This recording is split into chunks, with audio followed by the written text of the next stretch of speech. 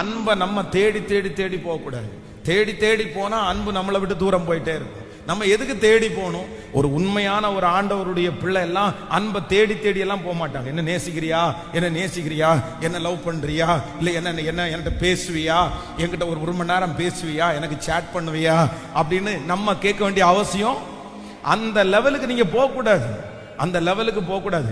ஆனா உங்களை தேடி சிலர் உங்களை நேசிப்பாங்க. ஆனா அந்த நேசிக்கிறவங்களையும் ஓவரா வச்சுக்க கூடாது. சில விஷயத்தை நம்ம தேடி வந்தா கூட நம்ம அதை ஏத்துக்கணும்னா நம்ம தான் டிசைட் பண்ணணும்.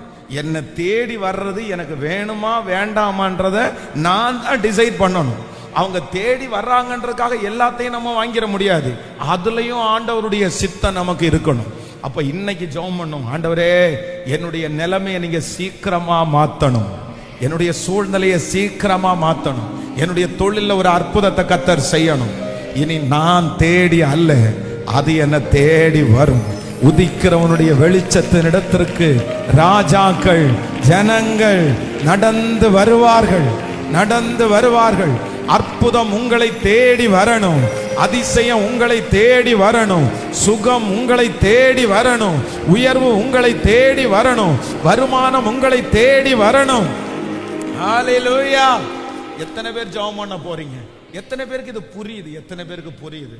நம்ம தேடி இல்ல, நம்ம தேடி இல்ல.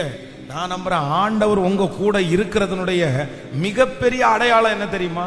மிகப்பெரிய அடையாளம் என்ன தெரியுமா? நீங்க போய் நிக்க மாட்டீங்க, நீங்க எதுக்கும் போய் நிக்க மாட்டீங்க. ஒரு காலம் வரைக்கும் தான் சிஸ்டர், ஒரு காலம் வரைக்கும் தான் பிரதர். அந்த காலத்தை மட்டும் நீங்க தாண்டிட்டீங்க, அதுக்கப்புறம் பாருங்க உங்களுக்கு நடக்கும். கர்த்தரே எல்லாத்தையும் உங்களை தேடி வர பண்ணுவா. சிலர் சொல்லுவாங்க, உங்களுக்கு மட்டும் இது எப்படி கிடைக்குது, உங்களுக்கு மட்டும் இது எப்படி வாய்க்குது. ஆனா என்னமோ தெரியல, நமக்கு மட்டும் அப்படி வாய்க்கும் பாருங்க. அதான் ஆண்டவர் நம்ம மேல் வச்ச பெரிய இரக்கம். எங்க போனாலும் நம்ம நஷ்டப்பட்டுட்டு வரமாட்டோம், எங்க போனாலும் ஒரு பெஸ்டான ஒரு காரியம் நமக்கு கிடைக்கும். அது கர்த்தர் நம்ம மேல் வைத்த பெரிய கிருபை. இதெல்லாம் நீங்க தனித்தனியா பர்சனலா நீங்க ஜெபம் பண்ணி இதை வாங்கணும், இதை வாங்கணும். இதெல்லாம் ஆண்டவருடைய ஒரு பெரிய கிரேஸ் சம்பந்தப்பட்டது, கிருபை சம்பந்தப்பட்டது. சில மனுஷங்க தலை மேல அந்த கிருபை இருக்கும்.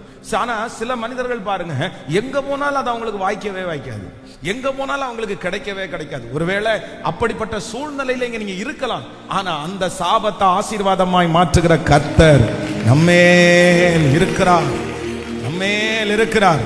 அவர் உங்களை ஆசீர்வதிப்பார். ஆனால் நான் நம்புகிறேன், தேடி வர பண்ணுகிற கர்த்தர், தேடி வர பண்ணுகிற கர்த்தர்.